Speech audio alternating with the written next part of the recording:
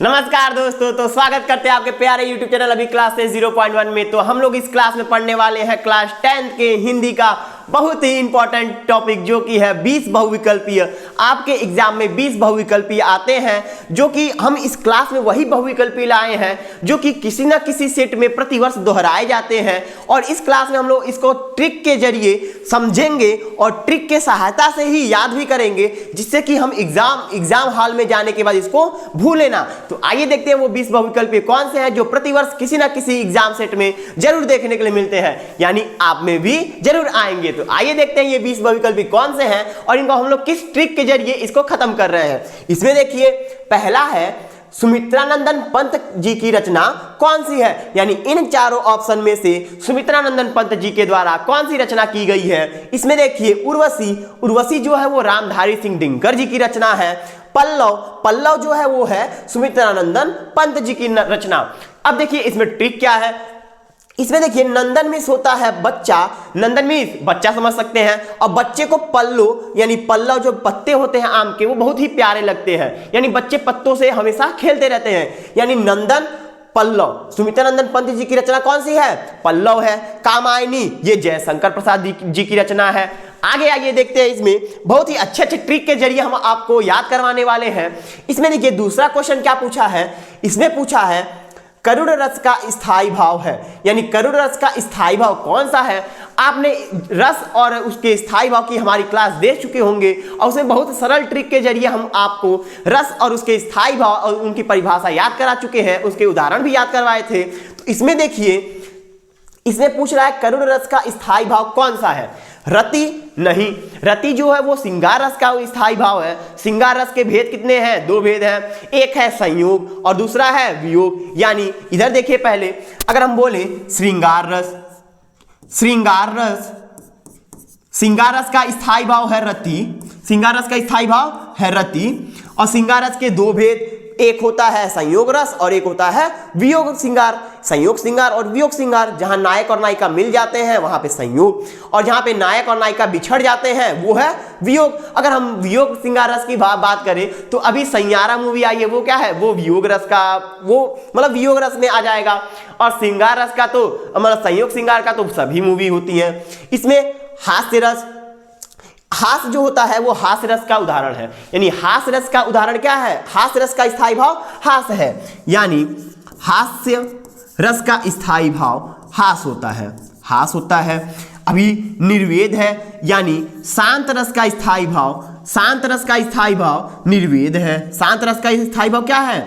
निर्वेद है। आगे भी क्लास में ये इसमें से कोई भी ना कोई क्वेश्चन पूछ सकता है, इसलिए आप लोग याद करते रहिए। आपके एग्जाम में भी जरूरी नहीं है कि करुण रस से ही वो मतलब क्वेश्चन बनाए, वो श्रृंगार रस से बना सकता है, हास्य रस से बना सकता है, शांत रस से बना सकता है। इसलिए आप लोग जो इंपॉर्टेंट रस है उसके स्थायी भाव याद करते जाइए। आगे देखिए, शोक जो है वो है करुण रस का स्थायी भाव, यानी करुण रस का स्थायी भाव होता है शोक। करुण रस का स्थायी भाव होता है शोक। करुण रस का स्थायी भाव शोक। फिर से बोलिए, श्रृंगार रस का रति, हास्य रस का हास, शांत रस का निर्वेद, करुण रस का शोक। यानी इन रसों से अगर कोई भी क्वेश्चन आता है तो आप लोग बहुत ही आसानी से कर जाएंगे। तो आगे आइए इस तीसरा क्वेश्चन देखते हैं। तीसरे क्वेश्चन में क्या पूछा है? निम्नलिखित में से उपन्यास है, निम्नलिखित में से कौन सा उपन्यास है? इसमें एक भी हो सकता है, दो भी हो सकता है, एक दो दोनों हो सकता है, या फिर उससे और अधिक हो सकते हैं। देखिए निम्नलिखित में से कौन सा उपन्यास है। इसमें जो है सेवा सदन, जी हाँ ये उपन्यास है। विराट की पंक्तिनी नहीं, कफन ये नहीं, चित्रलेखन, यानी सेवा सदन और विराट की पगनी भी एक उपन्यास ही है। विराट की पगनी, सेवा सदन और चित्रलेखन ये तीनों जो है वो उपन्यास है। कफन जो है वो उपन्यास नहीं है। यानी इसमें अगर ऑप्शन चुनना रहेगा तो हम लोग कौन सा चुनेंगे? पहला, दूसरा और चौथा। पहला, दूसरा और चौथा, यानी ऑप्शन नंबर सी जो है वो सही है। आगे देखते हैं, ये इंपॉर्टेंट है, इसको आप लोग नोट करते जाइए और लिखते जाइए, मतलब लिखते जाइए और याद करते जाइए, यानी लिख के याद करते जाइए कि हाँ ये उपन्यास है, ये उपन्यास है और ये उपन्यास है। आगे चलते हैं। इसमें देखिए प्रश्न, अजात शत्रु नाटक के नाटककार है, यानी रचनाकार है या नाटककार है। अजात शत्रु के नाटककार कौन है? शत्रुओं से आजाद कौन होगा? जो जय शंकर करेगा, यानी शंकर जी की जो पूजा करेगा वही ना है अजात शत्रु। अजात शत्रुओं से आजाद कौन रहेगा? जय शंकर, यानी जो शंकर भगवान की पूजा करेगा वो क्या रहेगा? शत्रुओं से आजाद रहेगा। जय शंकर ये मतलब ट्रिक के जरिए बता रहा है, जरूरी नहीं कि वैसे ही हो। यानी अपने शत्रुओं से आजाद तो कौन रहेगा? जो शंकर भगवान की जय करेगा, जो शंकर भगवान की क्या करेगा? जय करेगा। यानी अजात शत्रु के नाटककार हैं जय शंकर प्रसाद। आगे चलते हैं। इसमें देखिए बहुत ही इंपॉर्टेंट ये मतलब उदाहरण है जो कि अलंकार से पूछा जाता है। अलंकार को भी हम बहुत अच्छे ट्रिक के जरिए खत्म करवा चुके हैं। हमारे चैनल पे बहुत ही अच्छे ट्रिक के जरिए आपको वीडियो मिलती हैं, क्लासें उपलब्ध कराई जाती हैं। अगर आप हमारे चैनल पे नए हैं तो उस चैनल को सब्सक्राइब जरूर करें, जिससे कि हम कोई भी वीडियो बनाते हैं तो आपके पास वो पहुंचे। तो आगे आइए, इसमें देखते हैं। पहले, सोहन ओढ़े पीठ पट श्याम सलोने गात, मानो नीलमणि शैल पर आतप पर्यो प्रभात। इसमें अलंकार पहचानना बताए थे कि इसमें कौन सा अलंकार है। इसमें पहला है उपमा। उपमा की पहचान क्या बताए थे? यदि आप उपमा खाते हैं तो तीखा लगता है। तीखा लगता है तो आपके मुंह से क्या आवाज आती है? आपके मुंह से आवाज आएगी सा, से, सी, सम और सरिस आदि शब्द हमारे मुंह से आते हैं, यानी हम लोग तीखा खाते हैं। उपमा जो है वो सूजी के हलवे के जैसा होता है, उसमें थोड़ा नमक पड़ता है। यानी उपमा खाने की ट्रिक बता रहे हैं। यानी उपमा खाएंगे तो हमको तीखा लगा, और तीखा लगेगा तो हम लोग क्या करेंगे? सा, सी, से, सम, सरिस। यानी कोई भी अगर उदाहरण हमको मिलता है उसमें सा, से, सी, सम, सरिस जैसे शब्द मिलते हैं तो वो हम सीधा उसमें उपमा पे टिक लगाएंगे और आगे बढ़ जाएंगे। लेकिन इसमें कहीं सा, से, सी, सम, सरिस नहीं दिख रहा है, इसलिए आगे चलते हैं। इसमें सुनिए, उत्प्रेक्षा अलंकार, इसकी पहचान क्या है? इसमें बताए थे मनु मानो, मनु मानो, जनु जानो, मनहु जनहु आदि शब्द आते हैं तो उत्प्रेक्षा अलंकार होता है। यानी मनु मानो, जनु जानो, मनहु जनहु आदि शब्द आए तो यहां पे उत्प्रेक्षा अलंकार होता है। तो आपको क्या ही दिख रहा है? सोहन ओढ़े पीठ पट श्याम सलोने गात, मानो, मनो या मानो, नीलमणि शैल पर आतप पर्यो प्रभात। यानी यहां पे मनो शब्द आया, यानी मनो शब्द आता है तो किसका उदाहरण है? ये है उत्प्रेक्षा का उदाहरण। रूपक का देखें तो रूपक के उदाहरण में जरूर योजक चिन्ह देखने के लिए आपको मिल जाएगा। वही योजक चिन्ह जो विपरीत शब्दों के बीच में लगाया जाता है। योजक चिन्ह देखने के लिए आपको जरूर मिलेगा। जैसे माता पिता लिखते तो बीच में जो सिंबल लगाते हैं उसी को हम लोग योजक चिन्ह बोलते हैं। माता पिता लिखने पे जो बीच में हम लोग सिंबल देते हैं इसी को योजक चिन्ह बोलते हैं। यानी अगर आपको रूपक अलंकार का कोई भी उदाहरण देता है तो उसमें योजक चिन्ह हमको देखने के लिए जरूर मिलता है। अगर श्लेष अलंकार से कोई भी उदाहरण एग्जाम में आपके आता है तो उसमें आपको देखने के लिए मिलेगा कि एक ही शब्द से कई सारे अर्थ चिपके रहेंगे। जैसे मंगन को देख पट देत बार बार, यानी मंगन को देख पट देत बार बार। इसमें पट का अर्थ है, एक का अर्थ है कपड़ा और एक का अर्थ है किवाड़ या दरवाजा। यानी इसमें अगर देखें तो है मंगन मीन्स होता है भिखारी। मंगन को देख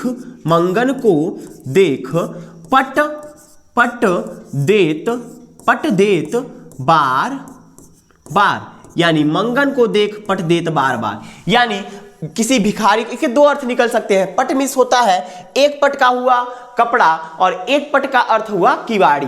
यानी अगर कोई उल्टा अर्थ निकाले तो ये सोचेगा कि भिखारी को देख के वो अपना दरवाजा बार बार बंद कर दे रहा है। अगर कोई अच्छा अर्थ निकाले तो इसी पट का कपड़ा निकालेगा तो वो सोचेगा कि भिखारी को देख के वो बार बार अपने कपड़ा ला के उसको दे देता है। तो इसमें श्लेष अलंकार में शब्द चिपके रहेंगे।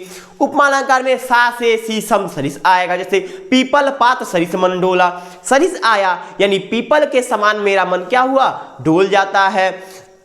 उत्प्रेक्षा मनु मानो जनु जानो मनहु जनहु आदि आते हैं। यानी सोहन ओढ़े पीठ पटु श्याम सलोने गात मनो नीलमणि शैल पर आतप परियो प्रभात। रूपक अलंकार में योजक चिन्ह आता है। जैसे उसमें राम जी का वो है कि उदित उदयगिरी मंच पर रघुवल बाल पतंग, इसमें योजक चिन्ह आता है। तो योजक चिन्ह जो है वो रूपक अलंकार की पहचान है। अब आगे चलते हैं, इसमें देखिए, इसमें है इलाचंद्र जोशी की कहानियों का विषय है। यानी इलाचंद्र जोशी जो थे वो किस विषय में अपनी कहानियों को लिखते थे।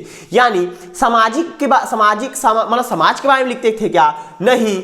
ऐतिहासिक के बारे में लिखते थे क्या? नहीं। वो मनोवैज्ञानिक व्यक्ति थे, यानी मनोवैज्ञानिक के बारे में लिखते थे, राजनीतिक के बारे में नहीं लिखते थे। यानी छठे क्वेश्चन का हमारा आंसर 6 है, यानी 6 क्वेश्चन का आंसर सी है। 6 बोल दिए, सॉरी, मतलब छठे क्वेश्चन का आंसर जो है वो सी है। आगे चलते हैं, इसमें आगे देखते हैं, इसमें है दूसरा सप्तक प्रकाशित हुआ। इसमें दूसरा सप्तक कब प्रकाशित हुआ? इसमें पहला सप्तक जो था, पहला अगर बोले कि इसमें आपसे क्वेश्चन पूछे कि पहला सप्तक कब प्रकाशित हुआ?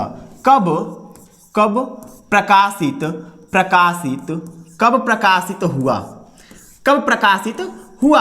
यानी पहला सप्तक आप मतलब आपसे पूछे कि कब प्रकाशित हुआ, तो आप बोलेंगे कि 1943 ईस्वी में पहला सप्तक प्रकाशित हुआ। यह है पहले सप्तक का डेट, यानी सन 1943 ईस्वी में पहला सप्तक प्रकाशित हुआ। और दूसरा सप्तक जो था 1951 में प्रकाशित हुआ। यानी दूसरा सप्तक प्रकाशित हुआ 1951 में, पहला सप्तक 1943 ईस्वी में, दूसरा सप्तक 1951 ईस्वी में। यानी कोई भी क्वेश्चन इसमें से पूछ ले, आप वहां से खाली हाथ नहीं लौट के आएंगे, आप वहां पे टिक लगा देंगे।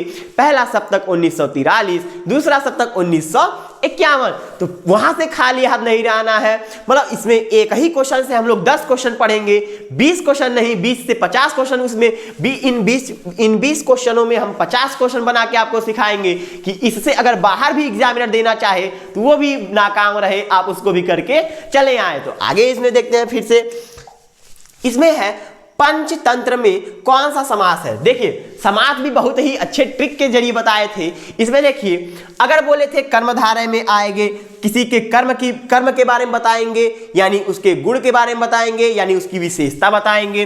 कर्मधारय वाले समास में आता है विशेषता बताई जाती है, किसी ना किसी की विशेषता बताई जाएगी। विशेषता बताई जाएगी, यानी काली मिर्च, मिर्च कैसी है? काली है, यानी काली मिर्च। अगर द्विगु में आए तो आगे की संख्या क्या होगी? आगे की जो होगी वो संख्या होगी, यानी नंबर होगा कोई ना कोई। इसमें पहला पद जो रहेगा वो संख्यावाचक रहेगा। पहला पद क्या रहेगा? संख्यावाचक पद रहेगा। तत्पुरुष समास में कारक चिन्ह आते हैं, कारक आता है। अगर आप लोग कारक नहीं पढ़े हैं तो इसको एक बार कारक देख के जाइएगा एग्जाम में। यानी कारक के चिन्ह जिसमें आते हैं वो तत्पुरुष समास रहता है। इसमें है द्वंद्व समास। द्वंद्व समास में आते हैं, सॉरी द्वंद्व समास लिखे थे, इसमें इसका हमको लिखना है उदाहरण। इसमें द्वंद्व समास का जो ट्रिक था वो था योजक चिन्ह। जी हाँ, योजक चिन्ह आए, अगर आपसे पूछे योजक चिन्ह यानी किसी भी उदाहरण में आपको योजक चिन्ह दे के पूछे कि इसमें बताइए कौन सा समास है, तो आप बोलेंगे द्वंद्व समास है। अगर कोई समास दे उसमें कारक आ जाते हैं, यानी करण कारक, कर्ता ने कर्म को करण से के द्वारा संप्रदान, ऐसे कारक आ जाते हैं तो वो तत्पुरुष समास में आ जाएगा। यदि कि मतलब आपको कोई वर्ड शब्द देता है और पूछे कि इसमें बताइए कौन सा समास है, और उसका पहला पद पंच यानी 5 संख्यावाचक शब्द है, अगर कोई भी समासिक शब्द दे दे और उसमें पहला पद जो है वो क्या रहे? संख्यावाचक रहे, तो वो द्विगु समास का उदाहरण माना जाएगा। यानी द्विमित होता है 2 और 2 संख्या है, यानी किसी भी पहचान कोई भी शब्द दे दे उसमें पहला शब्द अगर संख्या रहती है तो वो द्विगुवाचक समास के अंतर्गत आ जाता है। और एग्जाम में ज्यादातर द्विगुवाचक समास से ही उदाहरण पूछता है। इसके बाद देखते हैं आगे, इसमें यानी आपको बस यही देखना है कि आगे है पंचतंत्र यानी पांच तंत्र, पांच आया, पांच जो है संख्या है यानी द्विगुवाचक समास। संख्या किसकी पहचान थी? द्विगु समास की पहचान थी संख्या। अब आगे चलते हैं।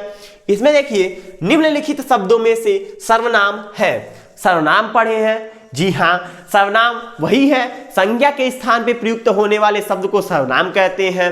नाम को, संज्ञा की पुनरावृत्ति को रोकने के लिए हम लोग सर्वनाम का प्रयोग करते हैं। राम घर जाता है, राम खेलता है, राम राम प्रयोग कर राम राम नाम का प्रयोग हटाना है तो वहां पे हम लिख देते हैं राम घर जाता है, और वह, यह, उसका, ऐसा कोई भी शब्द राम के नाम के जगह पे हम लोग प्रयोग कर दें तो वो आ जाएगा सर्वनाम। वही क्या है? सर्वनाम है। यानी संज्ञा की पुनरावृत्ति को रोकने के लिए हम लोग सर्वनामिक शब्दों का प्रयोग करते हैं। इसमें कौन सा सर्वनाम है? मनुष्य सर्वनाम है क्या? नहीं, मनुष्य सर्वनाम नहीं है। मनुष्य संज्ञा में आ जाएगा। संज्ञा में कहां आ जाएगा? जातिवाचक संज्ञा आ जाएगा। इसमें बचपन, बचपन क्या है? बचपन अभी बचपना आ जाएगा। अगर बचपना कर दे तो ये भी संज्ञा के अंदर आ जाएगा। और संज्ञा में कौन सा? ये तो आ जाएगा भाववाचक। बचपना ये भी नहीं है। उपर्युक्त सभी नहीं। कोई जो है अनिश्चयवाचक संख्या है, अनिश्चयवाचक सर्वनाम है, सॉरी अनिश्चयवाचक सर्वनाम है। कोई, कुछ, ये जो हुआ वो अनिश्चयवाचक सर्वनाम के अंतर्गत आता है। कोई आया है, कुछ गिर गया है, मतलब चाय में कुछ गिर गया, गेट पे कोई आ गया, तो जो कोई है वो है अनिश्चयवाचक सर्वनाम के अंतर्गत आता है। यानी हमारा प्रश्न नंबर 9 का डी सही हुआ। आगे चलते हैं। इसमें देखिए हास्य रस का स्थायी भाव, इसको तो आप लोग अब अपने खुद से बता लेंगे कि हास्य रस का स्थायी भाव कौन सा है। तो आप लोग कमेंट बॉक्स में इसका आंसर जरूर दीजिएगा। आंसर कैसे देना है? अगर मान लीजिए कोई क्वेश्चन है, मान लीजिए 10वां क्वेश्चन है और इसका आंसर डी सही है तो इसमें लिखेंगे 10 का डी आंसर लिख के भेज देंगे तो हम समझ जाएंगे कि जी हाँ, हम अपने भाई बहनों को जितना पढ़ाए हैं इतना उनको समझ में आया है। तो इसका आंसर कमेंट बॉक्स में आप लोग जरूर दीजिएगा। तो आइए आगे चलते हैं। इसमें देखिए, इसमें 11वां क्वेश्चन क्या पूछा है? इसने पूछा है इसमें आंसू का तत्सम रूप क्या है? आंसू का तत्सम रूप क्या है? आंसू का तत्सम और तद्भव में बहुत सारे बच्चे कंफ्यूज रहते हैं कि कौन से शब्द तत्सम है और कौन से शब्द तद्भव है।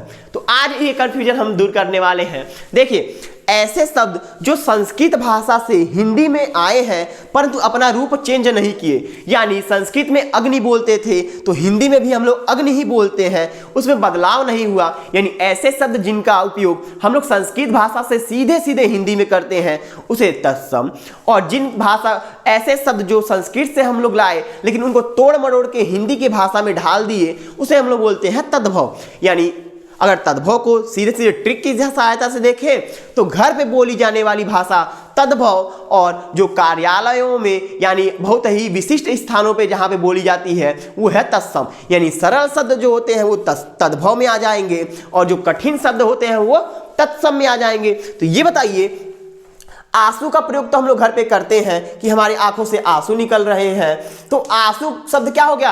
आंसू है तद्भव, और इसका क्या बताना है? तत्सम रूप बताना है।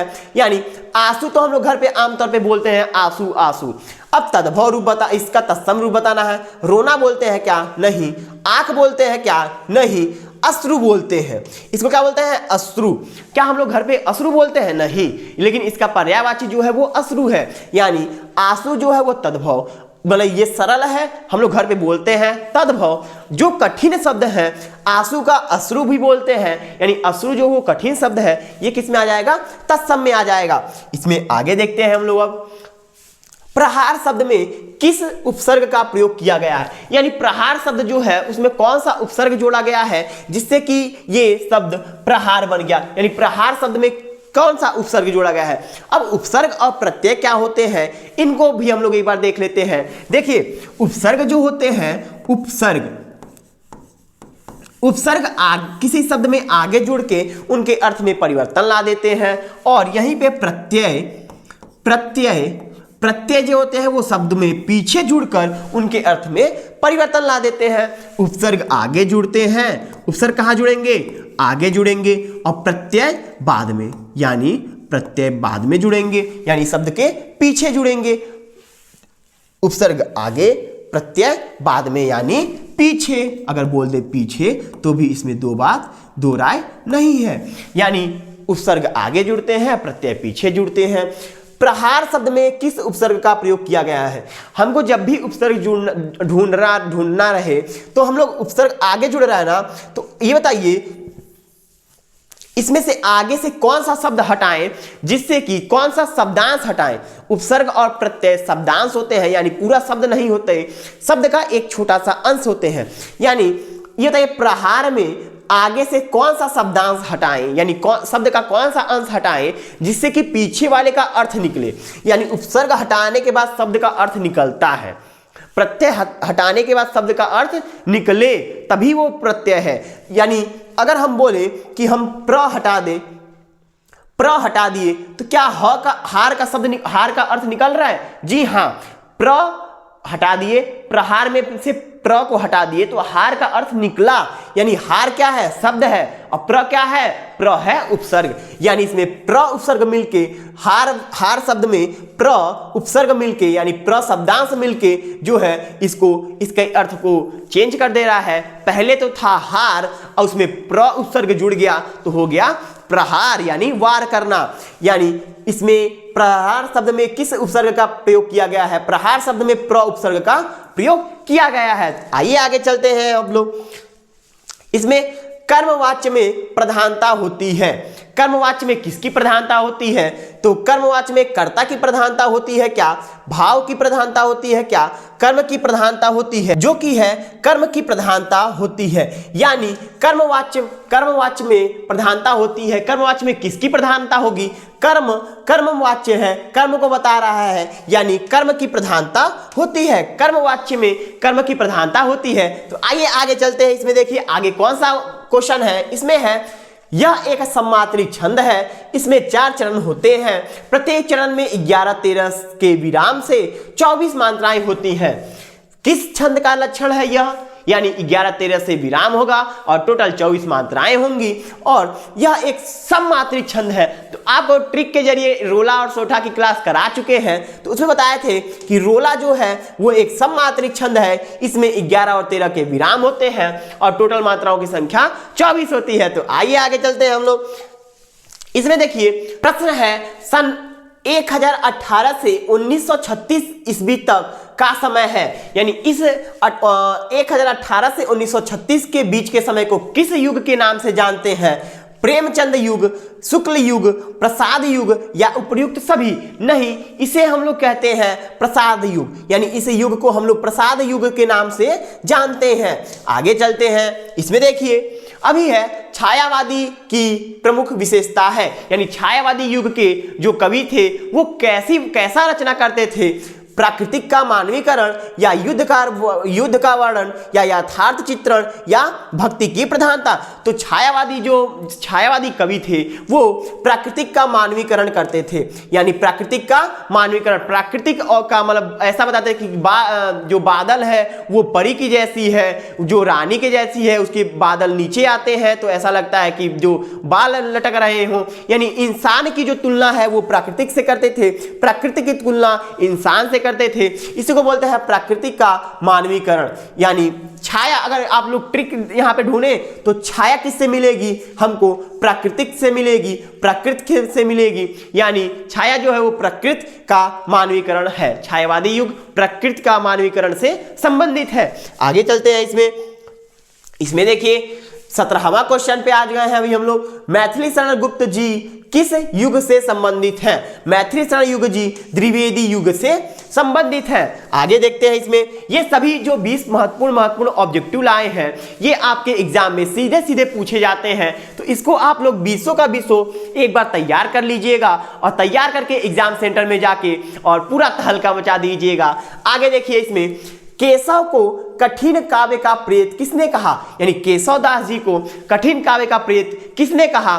केशवदास जी जो थे वो अपनी रचनाओं में अलंकार और कठिन शब्दों का, कठिन कठिन अलंकारों का प्रयोग करते थे जो कि आम लोगों को समझ में नहीं आता था। तो इसी को देखते हुए आचार्य रामचंद्र शुक्ल जी ने केशवदास जी को कहा था कि ये कठिन काव्य के प्रेत है, यानी कठिन काव्य के प्रेत है, यानी उसको बहुत ही अच्छे तरह से जानते हैं।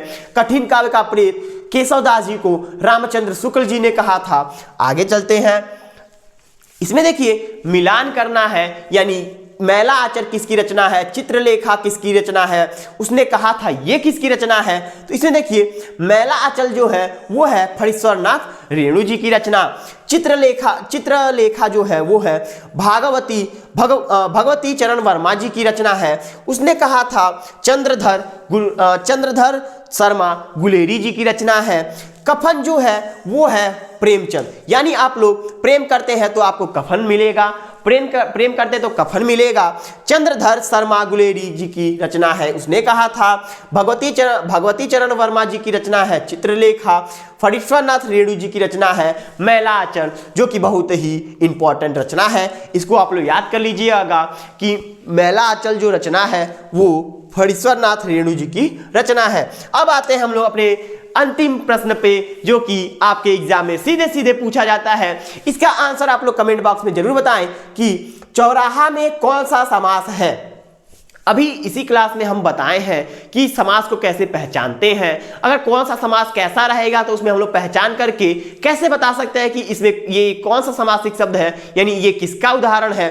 तो आप लोग बताइएगा कि चौराहा जो है वो किस समास का उदाहरण है, कर्मधारय, द्विगु, तत्पुरुष या द्वंद्व। तो आशा करते हैं ये क्लास आपको बहुत ही प्यारी लगी होगी। तो ऐसी और क्लास पाने के लिए हमारे चैनल को सब्सक्राइब करें और वीडियो को लाइक करें। धन्यवाद।